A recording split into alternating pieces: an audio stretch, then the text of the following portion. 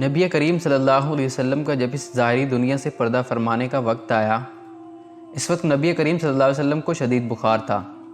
آپ صلی اللہ علیہ وسلم نے حضرت بلال رضی اللہ تعالیٰ عنہ کو حکم دیا کہ مدینہ میں اعلان کر دو کہ جس کسی کا حق مجھ پر ہے وہ مسجد نبی میں آ کر اپنا حق لے لے۔ جب مدینہ کے لوگوں نے یہ اعلان سنا تو آنکھوں میں آنسو آ گئے اور مدینہ میں احترام مچ گیا۔ سارے لوگ مسجد نبی میں جمع ہو گئے۔ صحابہ کرام رضی اللہ تعالیٰ عنہ کی آنکھوں میں آنسو تھے، دل بے چین اور بے قرار تھا۔ پھر نبی کریم صلی اللہ علیہ وسلم تشریف لائے۔ آپ صلی اللہ علیہ وسلم کو اس قدر تیز بخار تھا کہ آپ صلی اللہ علیہ وسلم کا چہرہ مبارک سرخ ہوا جا رہا تھا۔ نبی کریم صلی اللہ علیہ وسلم نے فرمایا، اے میرے ساتھیوں، تمہارا اگر کوئی حق مجھ پر باقی ہو تو مجھ سے آج ہی لے لو۔ میں نہیں چاہتا کہ میں اپنے رب سے قیامت میں اس حال میں ملوں کہ کسی شخص کا حق مجھ پر باقی ہو۔ یہ سن کر صحابہ کرام رضی اللہ تعالیٰ عنہ کا دل تڑپ اٹھا۔ مسجد نبوی میں آنسوں کا ایک سیلاب بہہ پڑا۔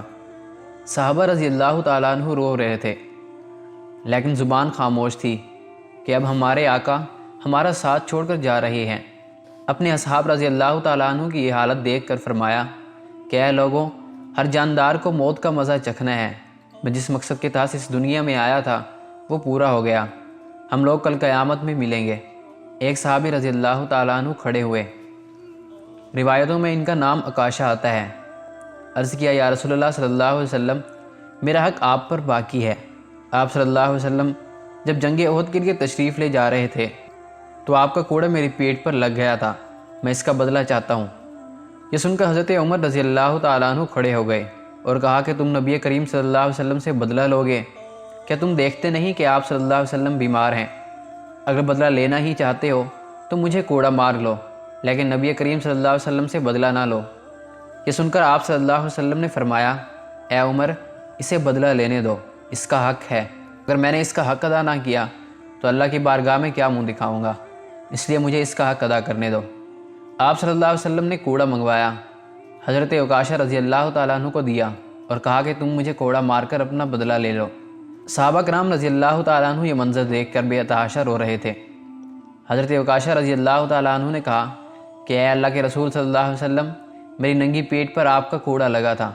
یہ سن کر نبی کریم صلی اللہ علیہ وسلم نے اپنا کرتا مبارک اتار دیا اور کہا کہ تم میرے پیٹ پر کوڑا مار لو۔ حضرت عکاشہ رضی اللہ تعالیٰ عنہ نے جب حضور صلی اللہ علیہ وسلم کی پیٹ مبارک کو دیکھا تو کوڑا چھوڑ کر جلدی سے آپ صلی اللہ علیہ وسلم کی پیٹ مبارک کو چوم لیا اور کہا، یا رسول اللہ صلی اللہ علیہ وسلم، میری کیا مجال ہے کہ میں آپ کو کوڑا ماروں؟